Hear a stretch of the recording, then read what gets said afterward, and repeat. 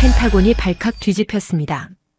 2억 8천만 원짜리 미국 미사일이 8발 중 1발만 명중한 그 자리에서 3,500만 원짜리 한국산이 8발 전부 명중했습니다. 가격은 80분의 1, 명중률은 8배.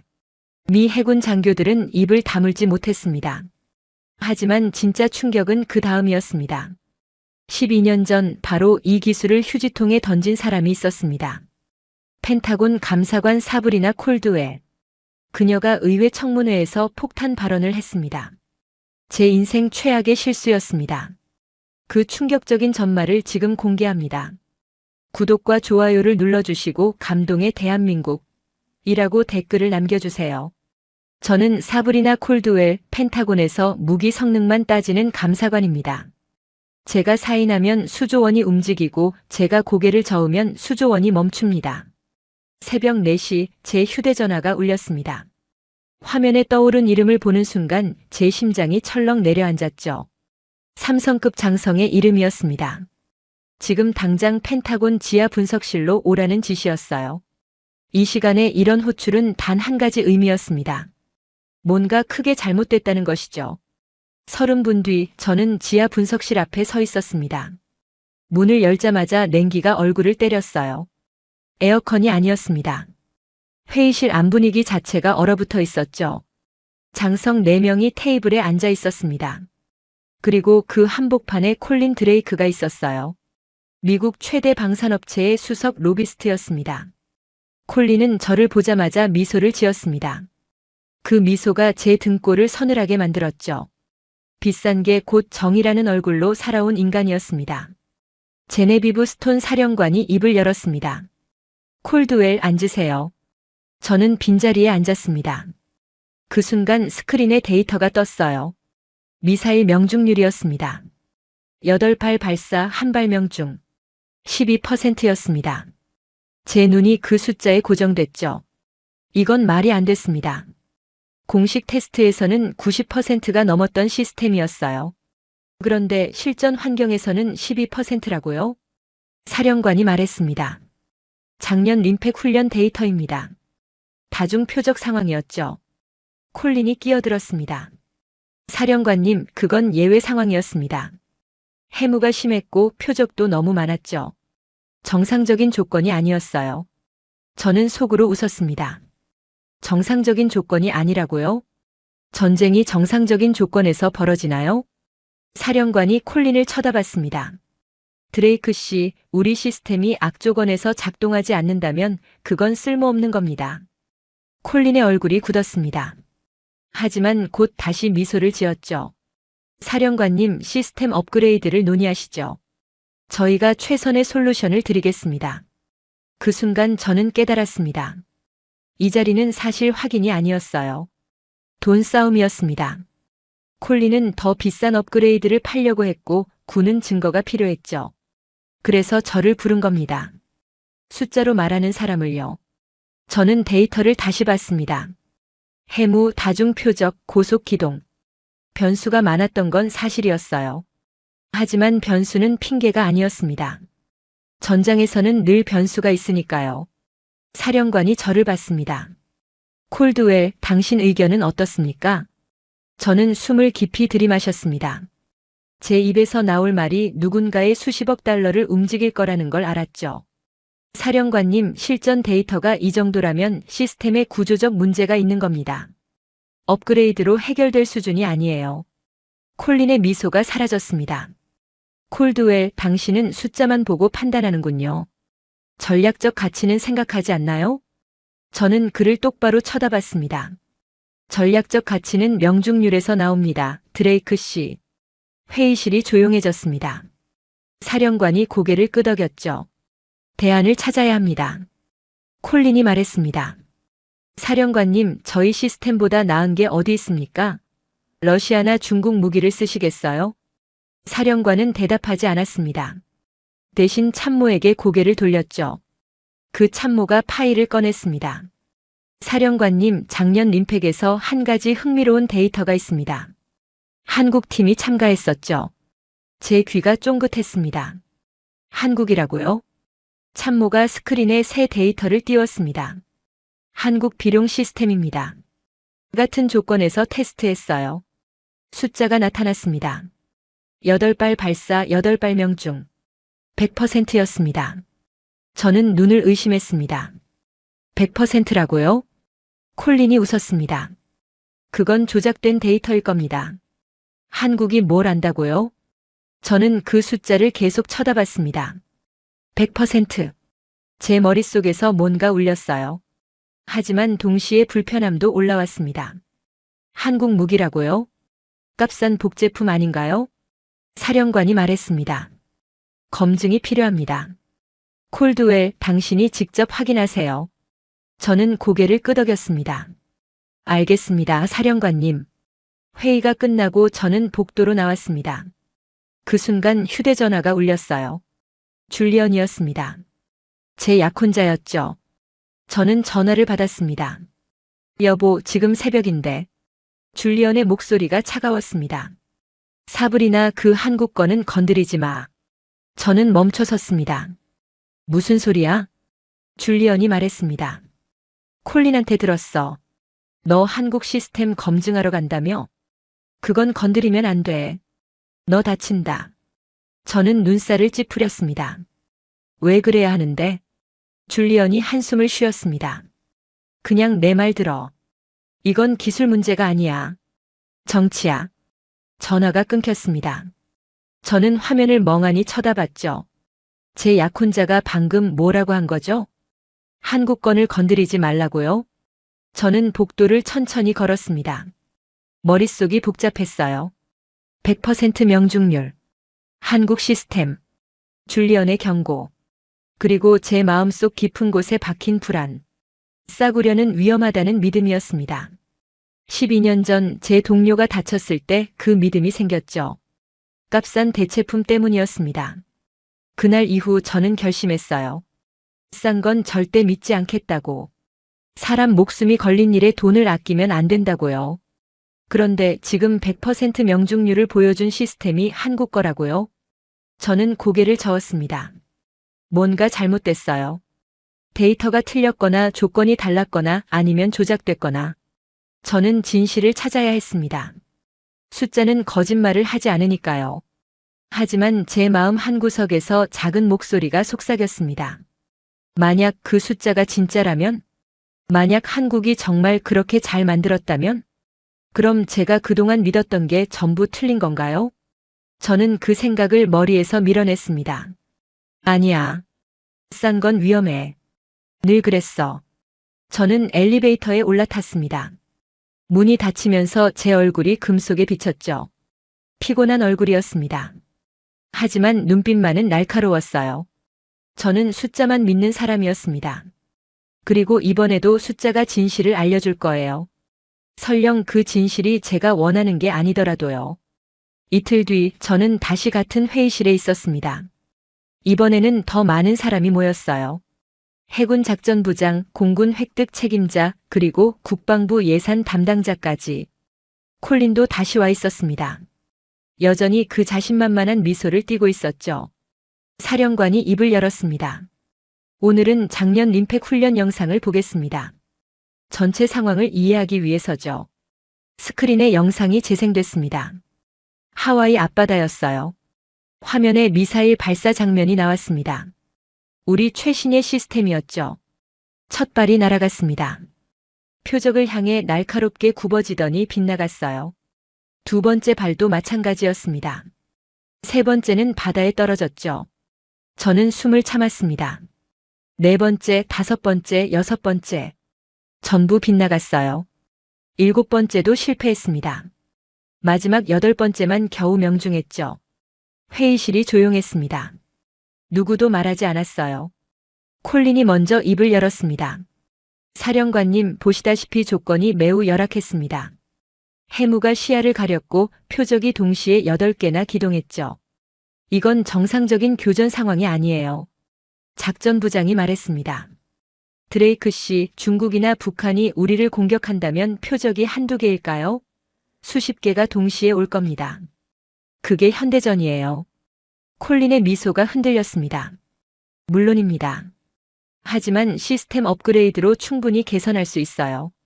저희가 새로운 알고리즘을 개발 중입니다. 예산 담당자가 끼어들었습니다. 얼마나 걸리죠? 콜린이 잠깐 머뭇거렸습니다. 2년 정도면 됩니다. 그리고 비용은요? 한 시스템당 5억 달러 정도 추가 투자가 필요합니다. 회의실에서 한숨 소리가 들렸습니다. 저는 계산기를 두드렸어요. 우리 함대에 배치된 시스템만 40개였습니다.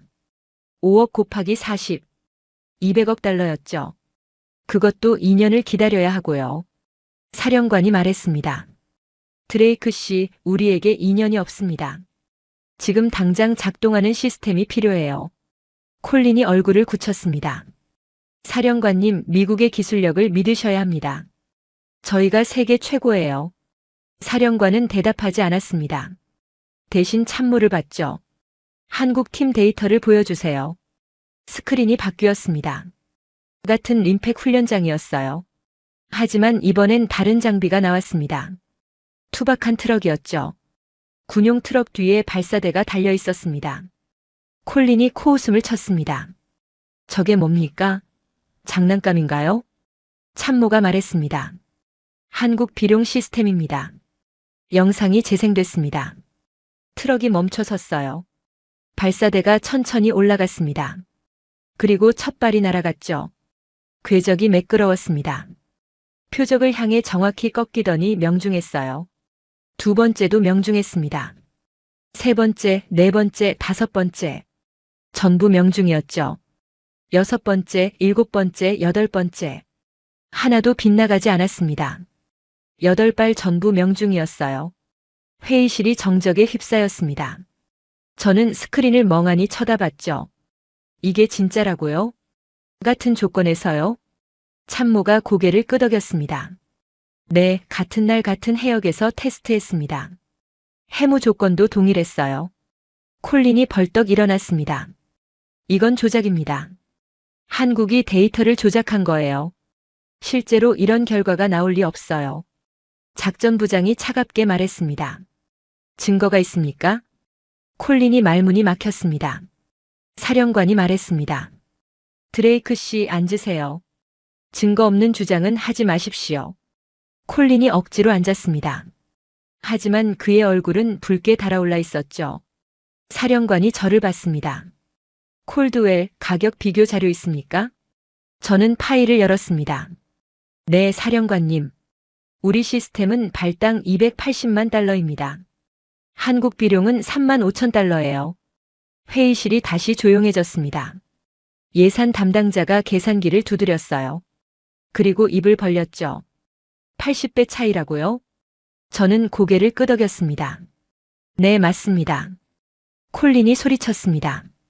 그건 덤핑입니다. 정상적인 가격이 아니에요. 한국 정부가 보조금을 쏟아부은 겁니다. 작전부장이 말했습니다. 드레이크 씨, 우리는 정치인이 아니라 군인입니다. 제게 중요한 건 명중률이에요. 가격이 싸면서 성능이 좋다면 그게 문제입니까? 콜린이 입을 다물었습니다. 사령관이 결론을 내렸습니다. 한국 팀을 부르겠습니다. 직접 확인이 필요해요. 저는 가슴이 철렁했습니다. 한국 팀이 여기 온다고요? 사령관이 저를 봤습니다. 콜드웰, 당신이 검증 책임자입니다. 철저히 확인하세요.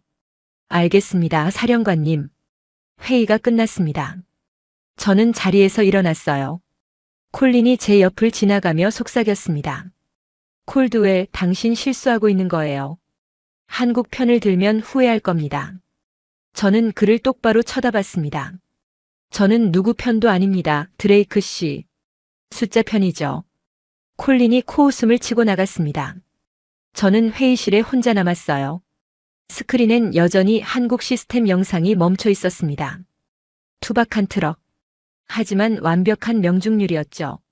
제 머릿속이 복잡했습니다. 100% 명중률. 80배 싼 가격. 이게 진짜라면 제가 그동안 믿었던 모든 게 흔들리는 거예요. 비싼 게 안전하다는 믿음. 싼 건 위험하다는 확신. 그게 전부 틀렸다는 건가요? 저는 휴대전화를 꺼냈습니다. 줄리언한테서 문자가 와 있었어요. 사불이나 마지막으로 경고해. 그 한국 거는 건드리지 마. 이건 너를 위한 거야. 저는 문자를 읽고 전화기를 주머니에 넣었습니다. 제 약혼자가 왜 이렇게 신경 쓰는 건지 이해가 안 됐어요. 그냥 무기 검증인데요. 하지만 줄리언의 목소리엔 뭔가 다급함이 있었습니다. 마치 제가 건드리면 안 되는 걸 건드리는 것처럼요. 저는 창밖을 쳐다봤습니다. 워싱턴의 밤하늘이 보였어요. 별은 하나도 안 보였죠. 도시 불빛이 너무 밝아서요. 저는 생각했습니다. 진실도 저렇게 가려져 있는 건 아닐까? 너무 밝은 믿음 때문에 보이지 않는 거요. 전화벨이 울렸습니다. 이번엔 줄리언이 직접 전화를 걸어왔어요. 저는 받았습니다. 여보. 줄리언의 목소리가 단단했습니다. 사불이나 회의 결과 들었어. 한국 팀을 부른다며? 응, 사령관 명령이야. 줄리언이 한숨을 쉬었습니다. 당신 왜 이러는 거야? 왜 자꾸 이 일을 밀어붙여? 저는 눈살을 찌푸렸습니다. 밀어붙이는 게 아니라 일을 하는 거야. 검증이 제 일이잖아. 줄리언이 말했습니다. 사불이나 솔직히 말할게. 이 한국 거는 내 선이야. 콜린은 내 법무 파트너고 이 계약은 우리 회사 전체가 걸린 거예요. 당신이 이걸 망치면 우리 관계도 망가져. 저는 멈춰섰습니다. 뭐라고? 줄리언이 다시 말했습니다. 우리 관계 말이야. 당신이 한국 편을 들면 나랑 콜린 둘 다 곤란해져. 그럼 우리 약혼도 다시 생각해야 할 거야. 전화기를 쥔 제 손이 떨렸습니다. 지금 협박하는 거야? 줄리언이 한숨을 쉬었습니다. 협박이 아니라 현실이야. 사불이나 똑똑한 여자잖아. 이해할 수 있을 거야. 전화가 끊겼습니다. 저는 전화기를 천천히 내렸어요. 제 약혼자가 방금 뭐라고 했죠? 한국 편을 들면 약혼을 깨겠다고요? 이게 기술 검증이 아니라 제 인생 전체가 걸린 문제라고요? 저는 벽에 기댔습니다. 가슴속이 차가워졌어요. 이 순간 저는 깨달았습니다. 이건 단순한 무기 비교가 아니었어요. 이건 제가 누구 편에 서느냐의 문제였죠. 약혼자와 돈의 편.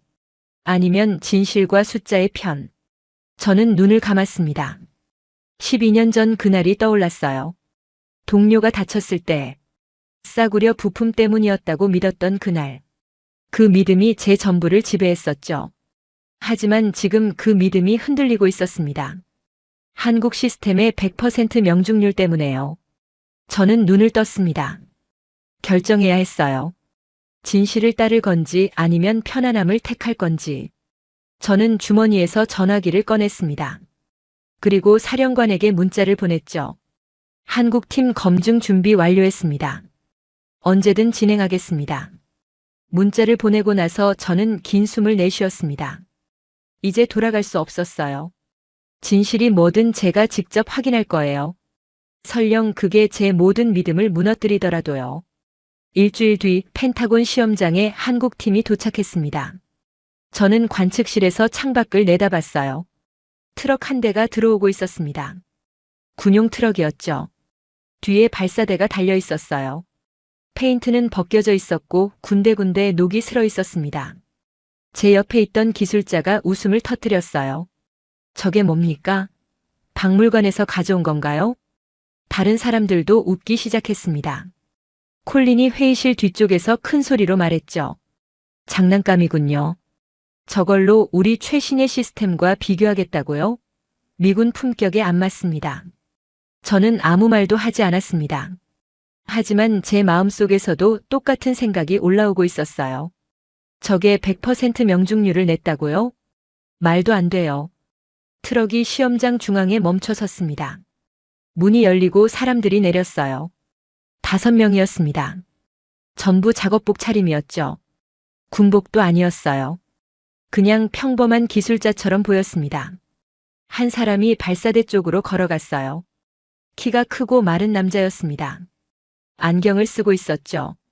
참모가 말했습니다. 저분이 윤태성 팀장입니다. 한국 국방 연구개발 유도무기 팀 리더예요. 저는 윤태성을 쳐다봤습니다. 그는 발사대를 점검하고 있었어요. 말이 없었습니다. 다른 팀원들과도 대화하지 않았죠.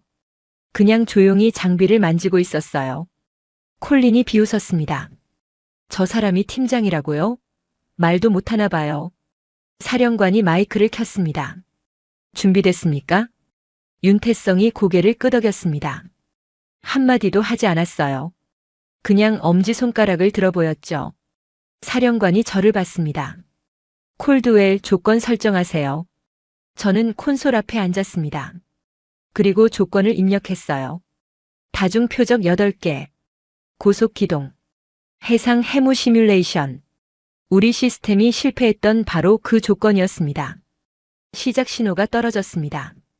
트럭 뒤에 발사대가 천천히 올라갔어요. 유압 소리가 들렸습니다. 낡은 기계음이었죠. 콜린이 중얼거렸습니다. 저 소리 좀 들어봐요.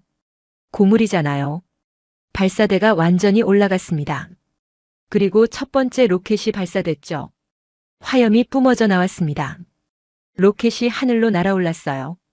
궤적이 매끄러웠습니다. 포물선을 그리며 올라가더니 급격히 꺾였죠. 첫 번째 표적을 향해 돌진했습니다. 명중이었어요. 두 번째 로켓이 발사됐습니다. 역시 명중이었죠. 세 번째, 네 번째. 전부 명중이었습니다. 회의실이 조용해졌어요. 아무도 웃지 않았습니다. 다섯 번째, 여섯 번째. 계속 명중이었죠. 일곱 번째 로켓이 날아갔습니다. 표적이 급격히 방향을 틀었어요. 하지만 로켓도 따라 틀었습니다. 그리고 정확히 맞췄죠. 마지막 여덟 번째였습니다. 발사됐어요. 표적을 향해 날아갔습니다. 명중이었습니다. 8발 전부 명중이었어요. 스크린에 결과가 떴습니다. 명중률 100%. 저는 숨을 참았습니다. 이게 진짜라고요? 제 눈앞에서요? 콜린이 벌떡 일어났습니다. 이건 조작이에요. 표적이 제대로 기동하지 않은 거예요. 사령관이 차갑게 말했습니다. 드레이크 씨, 콜드웰이 직접 조건을 설정했습니다. 우리 시스템 테스트할 때와 똑같아요. 콜린이 말문이 막혔습니다. 참모가 다음 화면을 띄웠어요. 가격 비교표였습니다. 미국 시스템 발당 280만 달러. 한국 비룡 발당 3만 5천 달러. 그 아래 숫자가 더 있었습니다. 시스템 전체 비용. 미국 12억 달러. 한국 1,500만 달러. 80배 차이였습니다. 예산 담당자가 입을 벌렸죠. 저는 그 숫자를 멍하니 쳐다봤습니다. 제 머릿속이 새하얘졌어요. 비싼데 정확해요? 어떻게요? 이건 제가 믿었던 모든 것과 반대였습니다. 비싼 건 위험하다고 믿었어요. 비싼 게 안전하다고 생각했죠. 그런데 지금 제 눈앞에서 그 믿음이 산산조각 나고 있었습니다. 제 위장이 뒤집히는 것 같았어요. 12년 전 그 사고가 떠올랐습니다. 동료가 다쳤을 때요. 저는 그게 싸구려 부품 때문이라고 믿었어요. 그래서 결심했죠. 다시는 싼 걸 믿지 않겠다고. 하지만 지금 생각해보니 의문이 들었습니다. 정말 싸서 사고가 난 걸까요? 아니면 제가 그렇게 믿고 싶었던 걸까요? 사령관이 말했습니다. 휴식 시간 가지겠습니다.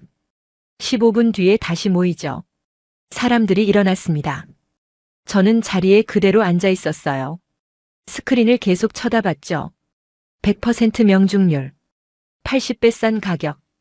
이 두 개가 양립할 수 있다는 게 믿기지 않았습니다. 그 순간 제 눈에 뭔가 들어왔어요. 기술 사양서였습니다. 화면 구석에 작게 써 있었죠. 비냉각 적외선 탐색.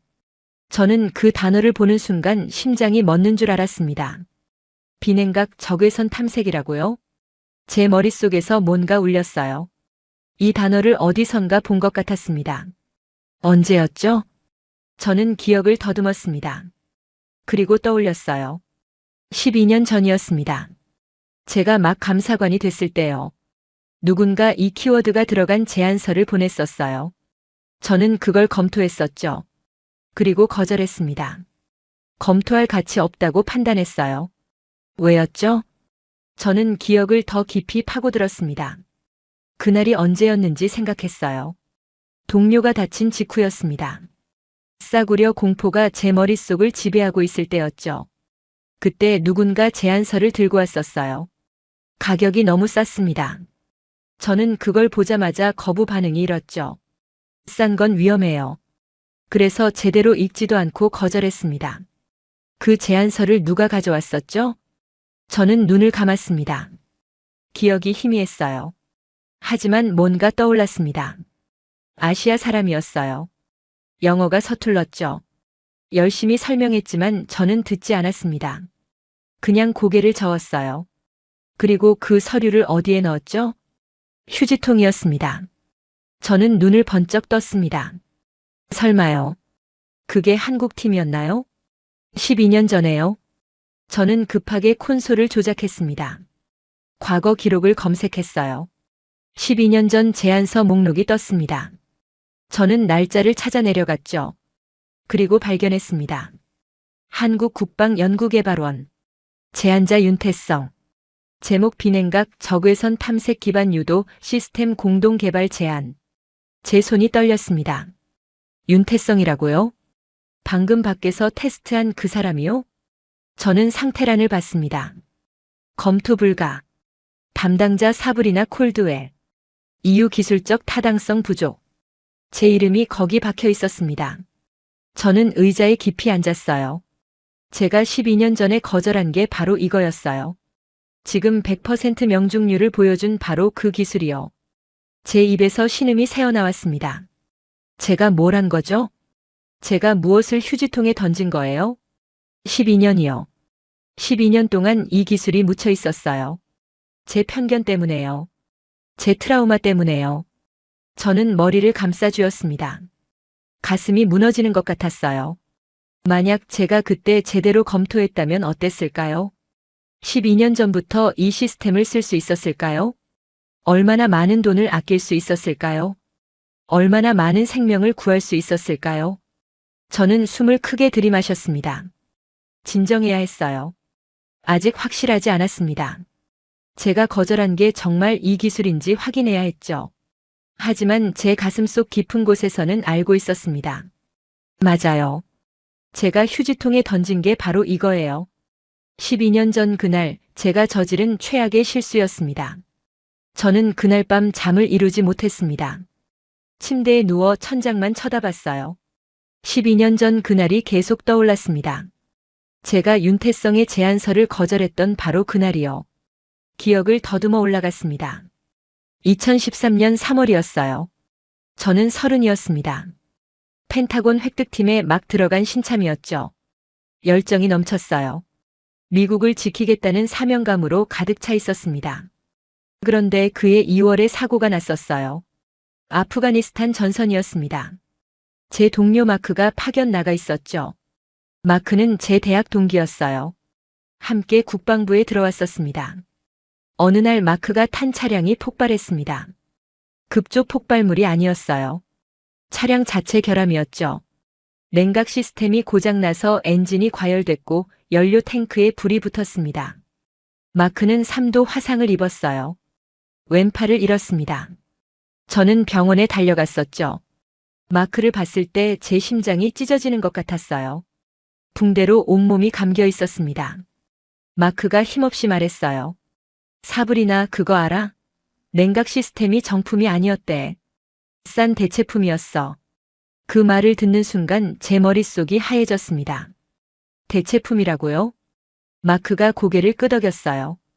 예산 절감한다고 싼 걸 썼대. 그게 고장났어.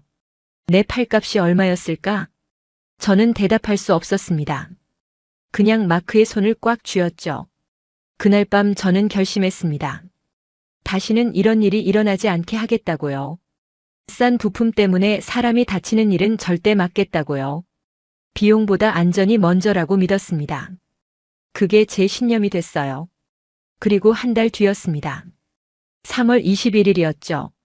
오전 10시쯤이었어요. 제 사무실 문을 누군가 노크했습니다. 들어오세요. 문이 열렸어요. 아시아 남자가 들어왔습니다. 30대 초반쯤 보였죠. 안경을 쓰고 있었어요. 정장을 입었지만 어색해 보였습니다. 서류 가방을 들고 있었죠. 그가 영어로 말했습니다. 안녕하세요. 저는 윤태성입니다. 한국국방연구개발원에서 왔어요. 저는 고개를 끄덕였습니다. 앉으세요. 윤태성이 앉았어요. 그리고 서류 가방에서 파일을 꺼냈습니다. 저희가 새로운 유도 시스템을 개발했습니다. 미국과 공동 개발하고 싶어요. 저는 파일을 받았습니다. 첫 장을 넘겼죠. 제목이 보였어요.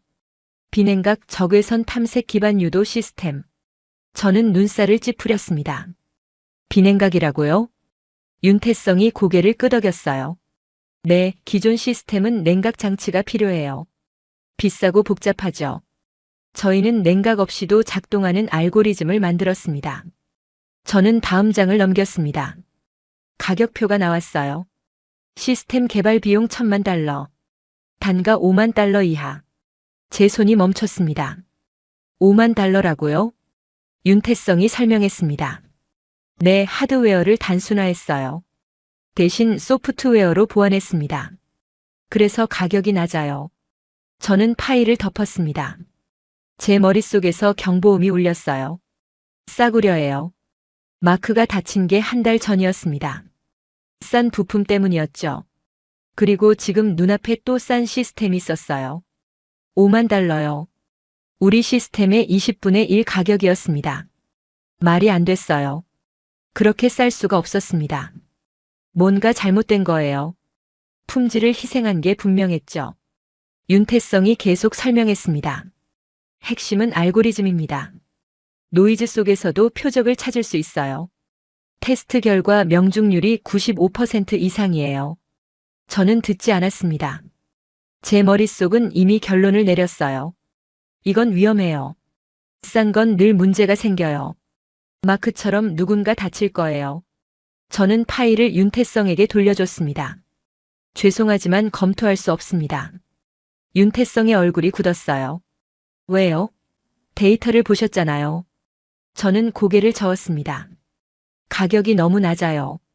신뢰할 수 없습니다. 윤태성이 말했습니다.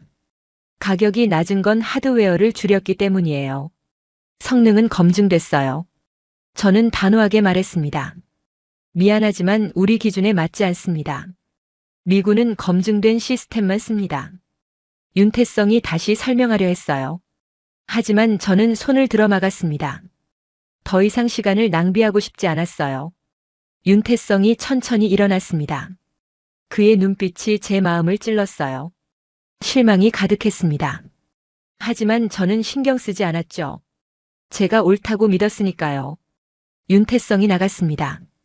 문이 닫혔어요. 저는 책상 위에 놓인 파일을 봤습니다. 윤태성이 두고 간 거였어요. 저는 그걸 집어들었습니다. 그리고 휴지통에 던졌죠. 탁 소리가 났습니다. 종이가 휴지통 바닥에 떨어지는 소리였어요. 저는 그 소리를 듣고 안도했습니다. 위험한 걸 막았다고 생각했죠. 싼 시스템이 미군에 들어오는 걸 저지했다고요. 마크 같은 사람이 다시 생기지 않게 했다고요. 저는 일을 계속했습니다. 그 일을 까맣게 잊었어요. 그냥 수많은 거절 중 하나였으니까요. 하지만 지금 돌이켜보니 알겠습니다. 제가 휴지통에 던진 건 종이가 아니었어요. 누군가의 12년이었습니다. 그날 밤 저는 침대에서 일어났습니다. 잠이 오지 않았어요. 거실로 나갔죠. 창밖을 쳐다봤습니다. 워싱턴의 불빛이 반짝이고 있었어요. 저는 그 불빛을 보며 생각했습니다. 제가 그때 왜 그랬을까요? 정말 기술적 판단이었을까요? 아니면 제 트라우마가 판단을 흐린 걸까요? 마크가 다친 게 윤태성 탓은 아니었어요. 한국 기술 탓도 아니었죠. 그냥 제가 싸구려를 무서워했던 거예요. 제 공포가 판단을 지배한 거였습니다. 그리고 그 공포 때문에 12년이 흘렀어요. 윤태성은 그동안 뭘 했을까요? 포기했을까요? 아니면 계속 연구했을까요? 저는 휴대전화를 꺼냈습니다. 파일을 검색했어요. 윤태성의 이력이 나왔습니다. 12년 동안 계속 같은 연구를 했더군요. 비냉각 적외선 탐색. 한 번도 주제를 바꾸지 않았어요.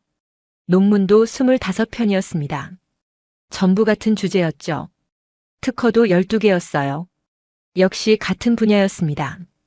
저는 논문 날짜를 봤습니다. 제가 거절한 바로 다음 달부터 시작됐어요. 그리고 12년 내내 이어졌습니다. 제 가슴이 무너졌습니다. 윤태성은 포기하지 않았어요. 제가 거절했는데도요. 미국이 문을 닫았는데도요. 그는 계속 연구했습니다.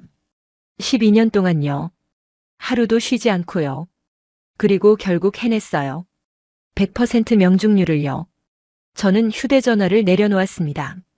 눈물이 나올 것 같았어요. 제가 휴지통에 던진 건 종이가 아니었습니다. 한 사람의 꿈이었어요. 한 나라의 기회였죠. 그리고 12년의 시간이었습니다. 저는 창밖을 다시 봤습니다. 동쪽 하늘이 밝아오고 있었어요. 새벽이었습니다.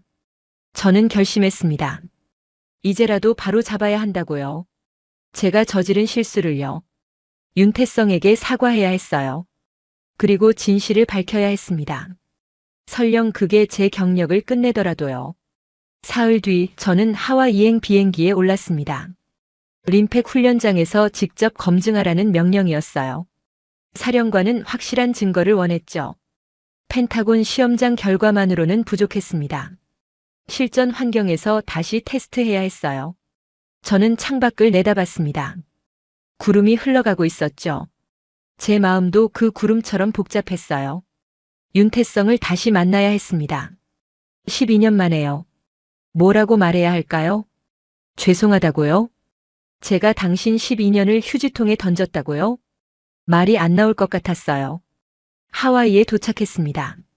공항에서 군용차가 기다리고 있었어요. 훈련장까지 1시간 거리였습니다. 차 안에서 저는 자료를 다시 봤죠. 윤태성의 이력서였어요. 사진이 있었습니다. 12년 전보다 나이 들어 보였어요.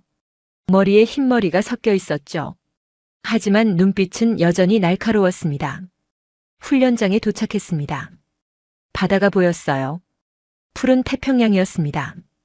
파도 소리가 들렸죠. 저는 차에서 내렸습니다. 한국 팀 막사가 보였어요. 트럭이 3대 서 있었습니다.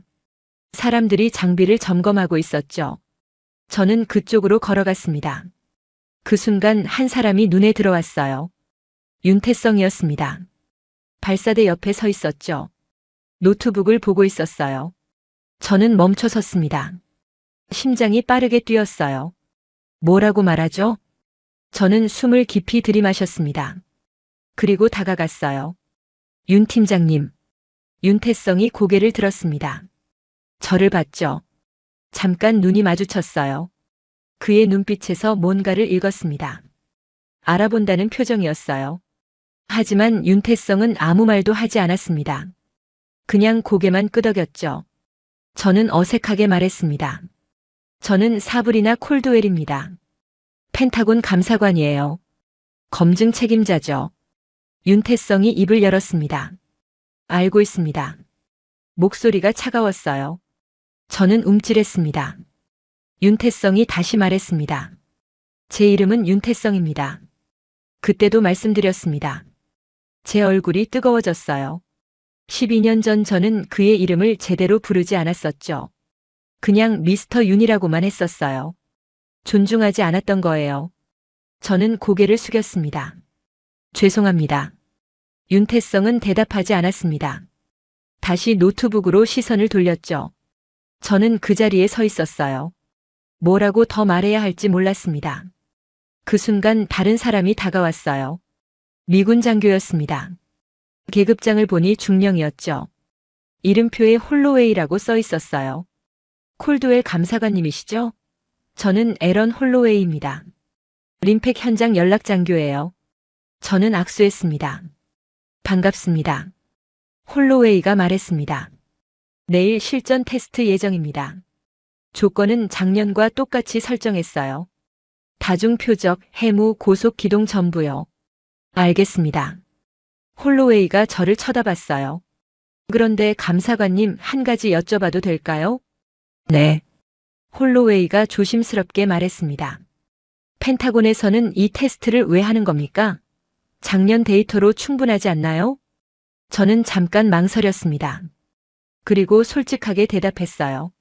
확실히 하려는 겁니다. 너무 좋아서 믿기지 않거든요. 홀로웨이가 웃었습니다. 그거야말로 현장 감각이 없는 소리네요. 저는 눈살을 찌푸렸습니다. 무슨 뜻이죠? 홀로웨이가 설명했습니다. 감사관님은 보고서만 보시잖아요. 저는 여기서 직접 봤어요. 작년에 한국팀이 어떻게 했는지요. 장난 아니었습니다. 100% 명중이 우연이 아니에요. 저는 아무 말도 못했습니다. 홀로웨이가 계속 말했죠. 감사관님, 실전과 보고서는 달라요. 현장에 와보면 느낌이 달라요. 저는 그 말을 곱씹었습니다. 현장 감각이라고요. 제게 그게 없다는 건가요? 저는 늘 숫자만 봤어요. 데이터만 믿었죠. 하지만 지금 홀로웨이는 제가 뭔가 놓치고 있다고 말하는 거였습니다. 홀로웨이가 떠났습니다. 저는 혼자 남았어요. 한국팀을 멀리서 지켜봤습니다. 윤태성과 팀원들이 장비를 점검하고 있었죠. 말이 거의 없었어요. 그냥 묵묵히 일했습니다. 손놀림이 정확했어요. 군더더기가 없었죠. 저는 그들을 보며 생각했습니다. 저 사람들은 12년 동안 뭘 했을까요? 윤태성은 왜 포기하지 않았을까요? 미국이 거절했는데도 계속 연구한 이유가 뭘까요? 그 순간 누군가 제 옆에 섰습니다. 돌아보니 마야 싱이었어요. 제 팀 동료였습니다. 마야는 승진 욕심이 많은 사람이었죠. 늘 윗사람 눈치를 봤어요. 마야가 작은 목소리로 말했습니다. 사브리나 조심하세요. 무슨 소리예요? 마야가 주변을 살피더니 속삭였습니다. 12년 전 기록 아시죠? 당신이 한국 제안 거절한 거요. 그거 의회가 알면 끝이에요. 제 심장이 철렁했습니다. 마야가 어떻게 알았죠? 마야가 미소를 지었습니다. 저도 감사팀이잖아요. 기록 찾는 건 제 일이죠. 그런데 사브리나 왜 그때 거절했어요? 지금 보니 완벽한 기술인데요. 저는 대답하지 않았습니다. 마야가 계속 말했죠. 만약 이번 테스트에서 한국이 또 성공하면 어떻게 하실 거예요? 12년 전 거절이 실수였다는 게 드러나잖아요. 콜린이 가만히 있을까요? 저는 마야를 똑바로 쳐다봤습니다. 협박하는 거예요? 마야가 손을 흔들었습니다. 협박이 아니에요. 충고죠. 사브리나, 당신 경력 생각하세요. 이번 테스트 결과를 좀 조정할 수도 있잖아요. 제 주먹이 쥐어졌습니다. 조정이라고요? 마야가 어깨를 으쓱했습니다. 조건을 좀 더 어렵게 한다거나 평가 기준을 엄격하게 한다거나요. 방법은 많아요. 저는 한 발짝 다가섰습니다. 마야 씨, 제 일에 간섭하지 마세요. 마야가 뒤로 물러섰어요. 좋아요, 좋아요. 그냥 충고했을 뿐이에요. 마야가 떠났습니다. 저는 그 자리에 서서 주먹을 풀었어요. 손이 떨리고 있었습니다. 분노 때문이 아니었어요. 두려움 때문이었죠. 마야 말이 맞았습니다. 내일 테스트에서 한국이 성공하면 제 과거가 드러날 거예요. 12년 전 실수가 폭로될 거죠. 제 경력이 끝날 수도 있었습니다. 하지만 동시에 다른 생각도 들었어요. 그게 뭐 어때서요? 제가 잘못했으면 대가를 치러야죠. 진실이 중요했습니다. 제 경력보다요. 저는 바다를 쳐다봤습니다. 파도가 계속 밀려왔어요. 쉬지 않고요. 윤태성도 그랬을 거예요. 12년 동안 포기하지 않고 밀고 나갔을 거예요. 저는 이제 그 진실을 지켜야 했습니다. 설령 제가 무너지더라도요. 다음 날 아침 하늘이 흐렸습니다. 바다 위로 해무가 자욱했어요. 완벽한 조건이었습니다.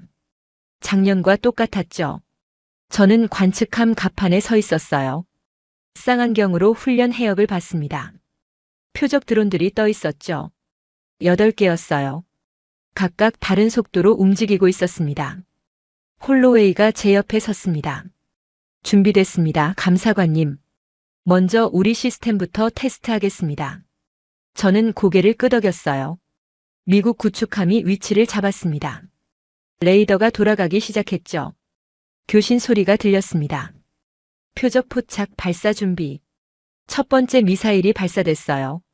화염이 뿜어져 나왔습니다. 미사일이 하늘로 날아올랐죠. 궤적을 그리며 표적을 향했어요. 하지만 중간에 흔들렸습니다. 방향을 잃은 것처럼 보였죠. 그리고 빗나갔어요. 두 번째 미사일이 발사됐습니다. 역시 마찬가지였어요. 표적 근처까지 갔지만 명중하지 못했죠. 세 번째, 네 번째. 전부 실패였습니다. 저는 가슴이 답답했어요. 다섯 번째 미사일이 날아갔습니다. 이번에도 빗나갔죠. 여섯 번째, 일곱 번째. 계속 실패였어요. 마지막 여덟 번째만 겨우 명중했습니다. 홀로웨이가 한숨을 쉬었어요. 작년이랑 똑같네요. 명중률 12%. 저는 아무 말도 하지 않았습니다. 이게 우리 현실이었어요. 2억 달러짜리 시스템의 한계였죠. 홀로웨이가 말했습니다. 이제 한국 팀 차례입니다. 한국 함정이 위치를 잡았어요. 작은 함정이었습니다. 우리 구축함의 절반 크기였죠. 갑판에 비룡 발사대가 보였습니다. 윤태성이 갑판에 서 있었어요. 팀원들과 최종 점검을 하고 있었습니다. 저는 쌍안경으로 그를 봤죠. 윤태성의 얼굴은 평온했어요. 긴장한 기색이 없었습니다. 그냥 일상적인 일을 하는 것처럼 보였죠. 교신이 들렸습니다. 한국어였어요. 알아들을 수 없었지만 톤이 차분했습니다. 홀로웨이가 통역을 들려줬습니다. 준비 완료, 발사 시작한답니다. 첫 번째 로켓이 발사됐어요. 작은 화염이었습니다. 우리 미사일보다 훨씬 작았죠. 하지만 궤적이 매끄러웠어요. 흔들림이 없었습니다. 표적을 향해 정확히 날아갔죠. 명중이었어요. 저는 숨을 참았습니다. 두 번째 로켓이 발사됐습니다. 역시 명중이었죠. 세 번째, 네 번째. 전부 명중이었어요. 제 심장이 빠르게 뛰기 시작했습니다. 다섯 번째 로켓이 날아갔어요. 표적이 급격히 방향을 틀었습니다. 제일 어려운 기동이었죠. 하지만 로켓도 따라 틀었어요. 마치 살아있는 것처럼요. 그리고 정확히 명중했습니다. 여섯 번째, 일곱 번째. 계속 명중이었죠. 마지막 여덟 번째였어요. 발사됐습니다. 표적이 최고 속도로 도망쳤어요. 해무 속으로 사라졌죠. 저는 생각했습니다. 이건 못 맞출 거야. 해무 때문에 시야가 없어요. 하지만 로켓은 멈추지 않았습니다. 해무 속으로 그대로 돌진했죠. 몇 초 뒤 폭발음이 들렸어요. 명중이었습니다. 8발 전부 명중이었어요. 관측함이 조용해졌습니다. 아무도 말하지 않았어요. 그냥 바다를 쳐다보고 있었죠. 홀로웨이가 작게 중얼거렸습니다. 믿을 수가 없네요. 저는 쌍안경으로 한국 함정을 다시 봤습니다. 윤태성이 팀원들과 악수하고 있었어요. 하지만 환호는 없었습니다. 박수도 없었죠. 그냥 조용히 장비를 정리하고 있었어요. 마치 당연한 결과인 것처럼요. 저는 그 모습을 보며 깨달았습니다. 윤태성은 증명하려는 게 아니었어요. 그냥 살아남으려는 거였죠. 12년 동안 거절당했지만 포기하지 않았어요. 계속 연구했습니다. 왜냐하면 이게 그의 일이었으니까요. 이게 그의 삶이었으니까요. 증명이 아니라 생존이었던 거죠. 홀로웨이가 말했습니다. 결과가 나왔습니다. 한국 비룡 명중률 100%, 미국 시스템 명중률 12%. 저는 그 숫자를 마음속에 새겼어요. 100대 12. 8배 차이였습니다. 가격은 80배 차이인데 성능은 8배 나았죠. 말이 됐나요? 안 됐어요. 하지만 사실이었습니다. 제 눈앞에서 벌어진 일이었으니까요. 저는 관측함 난간을 잡았습니다. 손이 떨렸어요. 제 마음속에서 뭔가 무너지고 있었습니다. 12년 동안 쌓아온 믿음이었죠. 비싼 게 안전하다는 믿음. 싼 건 위험하다는 확신. 그게 전부 거짓이었어요. 아니, 거짓은 아니었죠. 제가 만든 신화였던 거예요. 제 트라우마가 만든 환상이었습니다. 마크가 다친 건 싼 부품 때문이 아니었어요. 검증되지 않은 부품 때문이었죠. 가격이 문제가 아니라 품질이 문제였던 거예요. 하지만 저는 그 둘을 섞었습니다. 싸다는 것과 나쁘다는 것을요. 그리고 그 착각 때문에 12년을 낭비했어요. 저는 눈을 감았습니다. 바람이 얼굴을 스쳤어요. 차가웠습니다. 하지만 정신이 맑아지는 느낌이었죠. 이제 알았어요. 제가 믿었던 게 틀렸다는 걸요. 제가 지켜야 할 건 가격이 아니라 진실이었다는 걸요. 그리고 윤태성이 12년 동안 지킨 게 바로 그 진실이었다는 걸요. 저는 눈을 떴습니다. 한국 함정이 항구로 돌아가고 있었어요. 저는 그 배를 쳐다봤습니다. 윤태성이 갑판에 서 있었죠. 바다를 보고 있었어요. 저는 생각했습니다. 저 사람한테 뭐라고 사과하죠? 죄송하다고요? 제가 당신 12년을 낭비하게 했다고요? 말로 될까요? 저는 결심했습니다. 말로 안 되면 행동으로 해야죠. 진실을 밝히는 거예요. 의회에서요. 공개적으로요. 제가 12년 전에 뭘 했는지 말하는 거죠. 그게 제가 할 수 있는 최소한이었습니다. 그날 저녁 저는 윤태성에게 미팅을 요청했습니다. 한국팀 숙소였어요. 간단한 회의실이었죠. 테이블 하나와 의자 몇 개뿐이었습니다. 윤태성이 들어왔어요. 노트북을 들고 있었습니다. 저는 일어나서 인사했어요. 와주셔서 감사합니다. 윤태성이 앉았습니다. 필요한 자료가 있으십니까? 저는 고개를 저었습니다. 자료가 아니라 설명이 필요해요. 어떻게 이런 결과가 가능한지요? 윤태성이 노트북을 열었습니다. 화면에 도표가 나타났어요. 복잡한 알고리즘이었습니다. 윤태성이 설명하기 시작했습니다. 미국 시스템은 냉각 방식을 씁니다. 센서를 냉각시켜서 노이즈를 줄이는 거죠. 하지만 냉각 장치는 비싸고 복잡해요. 고장도 잘 나고요. 저는 고개를 끄덕였습니다. 그래서 당신들은 냉각을 안 쓴다고요? 윤태성이 고개를 끄덕였어요. 네, 대신 알고리즘으로 노이즈를 필터링합니다. 노이즈가 있는 상태에서도 표적 신호를 찾아내는 거죠. 문제 정의를 바꿨다는 말씀이시군요. 윤태성이 저를 쳐다봤습니다. 정확합니다. 미국은 노이즈를 없애려고 했어요. 저희는 노이즈 속에서 신호를 찾으려고 했죠. 접근이 달랐습니다. 저는 화면을 봤어요. 수식이 빼곡했습니다. 이해할 수 없었죠. 하지만 원리는 알 것 같았어요. 문제를 다르게 본 거였습니다. 더 영리하게요. 더 효율적으로요. 저는 물었습니다. 이걸 개발하는데 얼마나 걸렸나요? 윤태성이 잠깐 멈췄어요. 그리고 대답했습니다. 12년입니다. 제 가슴이 무거워졌어요. 12년이라고요. 윤태성이 계속 말했습니다. 처음에는 아무도 믿지 않았어요. 냉각 없이는 불가능하다고 했죠. 하지만 저는 가능하다고 믿었습니다. 왜요? 윤태성이 저를 똑바로 쳐다봤습니다. 문제가 하드웨어가 아니라 소프트웨어라는 걸 알았으니까요. 센서가 문제가 아니라 데이터 처리가 문제였어요. 저는 고개를 끄덕였습니다. 그래서 12년 동안 알고리즘을 연구한 거군요. 윤태성이 노트북에서 파일을 하나 꺼냈어요. 작은 수첩 이미지였습니다. 이게 뭐죠? 윤태성이 설명했습니다. 제 연구 일지예요. 2013년 3월 22일부터 시작했습니다. 하루도 빠짐없이 기록했어요. 저는 날짜를 봤습니다. 3월 22일이라고요? 그날이 제가 윤태성을 거절한 다음 날이었어요.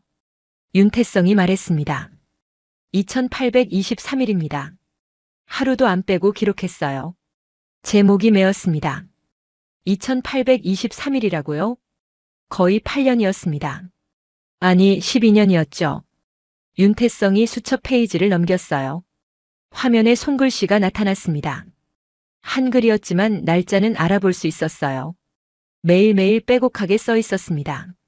실험 결과, 실패 원인, 개선 방향. 끝없이 이어져 있었죠. 윤태성이 말했습니다.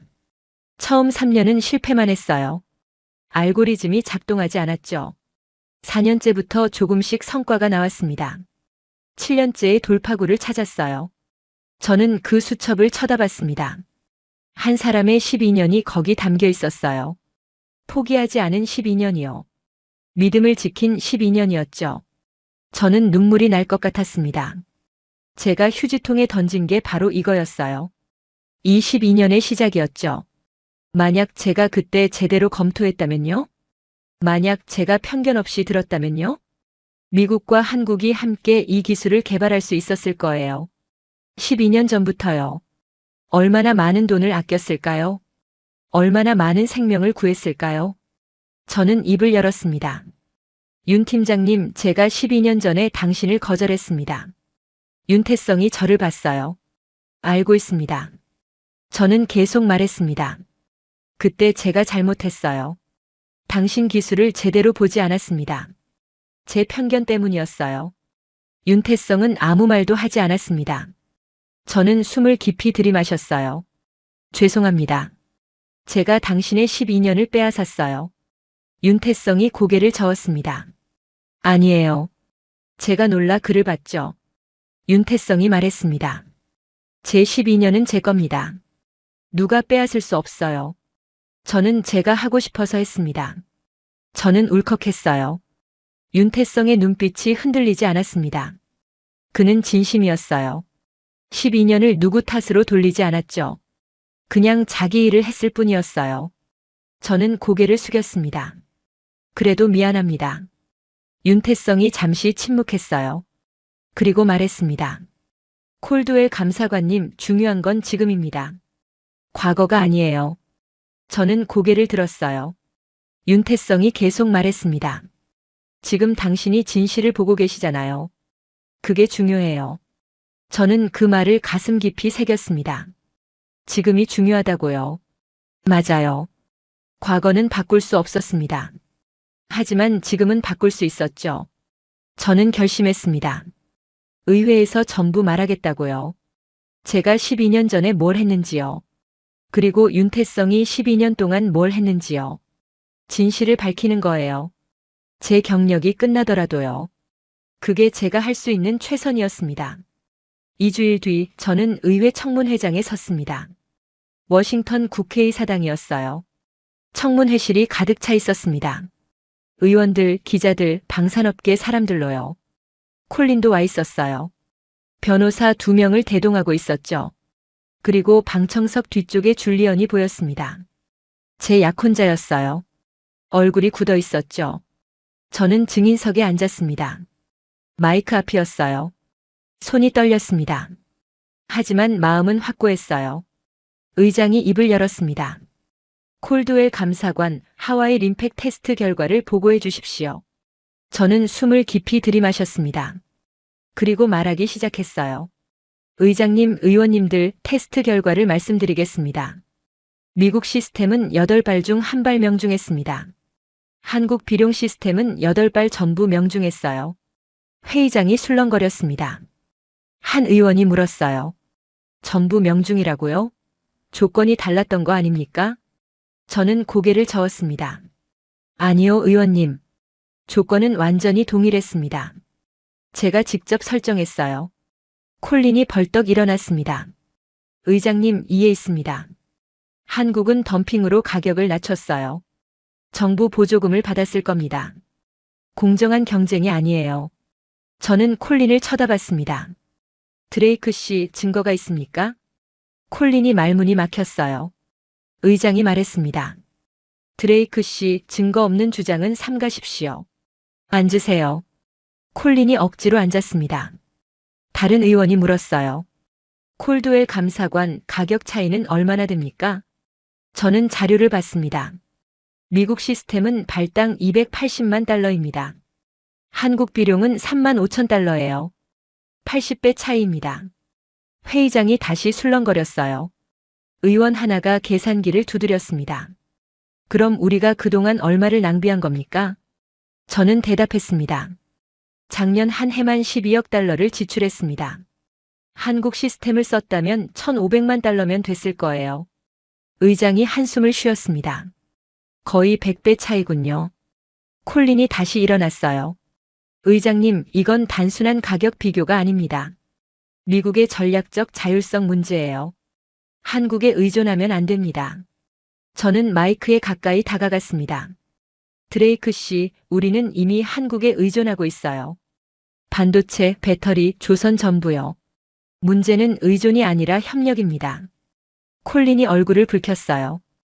의장이 저를 봤습니다. 콜드웰 감사관, 추가로 할 말 있습니까? 저는 잠깐 망설였습니다. 이제 폭탄을 터뜨릴 시간이었어요. 저는 숨을 깊이 들이마셨습니다. 네, 의장님. 중요한 사실을 말씀드려야 합니다. 회의장이 조용해졌어요. 모두가 저를 쳐다봤습니다. 저는 말했습니다. 12년 전 한국팀이 같은 기술을 제안했었습니다. 공동개발 제안이었어요. 의원들이 수군거렸어요. 저는 계속 말했습니다. 그 제안서를 검토한 사람이 저였습니다. 그리고 저는 거절했어요. 회의장이 정적에 휩싸였습니다. 한 의원이 물었어요. 왜 거절하셨습니까? 저는 대답했습니다. 가격이 너무 쌌습니다. 저는 싼 게 위험하다고 믿었어요. 그래서 제대로 검토하지 않고 거절했습니다. 의장이 앞으로 몸을 기울였어요. 그럼 12년 전부터 이 기술을 쓸 수 있었다는 말씀입니까? 저는 고개를 끄덕였습니다. 네, 의장님. 만약 제가 제대로 검토했다면 12년 전부터 공동 개발할 수 있었어요. 수백억 달러를 아꼈을 겁니다. 회의장이 술렁거리기 시작했어요. 방청석에서 웅성거리는 소리가 들렸죠. 콜린이 소리쳤습니다. 그건 콜드웰 개인의 실수입니다. 시스템 문제가 아니에요. 저는 콜린을 똑바로 쳐다봤습니다. 맞습니다, 드레이크 씨. 제 개인 실수예요. 하지만 그 실수가 왜 생겼는지 아십니까? 콜린이 대답하지 않았어요. 저는 계속 말했습니다. 비싼 게 좋다는 믿음 때문이었어요. 그 믿음을 만든 건 누구죠? 바로 당신 같은 로비스트들이에요. 콜린이 얼굴이 새빨개졌습니다. 의장이 저를 봤어요. 콜드웰 감사관, 결론이 뭡니까? 저는 마지막으로 말했습니다. 의장님, 우리는 작동하지 않는 믿음에 돈을 태웠습니다. 비싸다고 좋은 게 아니에요. 중요한 건 성능입니다. 그리고 한국은 그걸 증명했어요. 저는 잠깐 멈췄어요. 그리고 가장 중요한 말을 했습니다. 12년 전 그 기술 제안서를 제가 휴지통에 던졌습니다. 제 인생 최악의 실수였습니다. 회의장이 완전히 조용해졌어요. 아무도 말하지 않았습니다. 저는 방청석을 쳐다봤어요. 줄리언이 보였습니다. 얼굴이 창백했어요. 그는 일어나서 나갔습니다.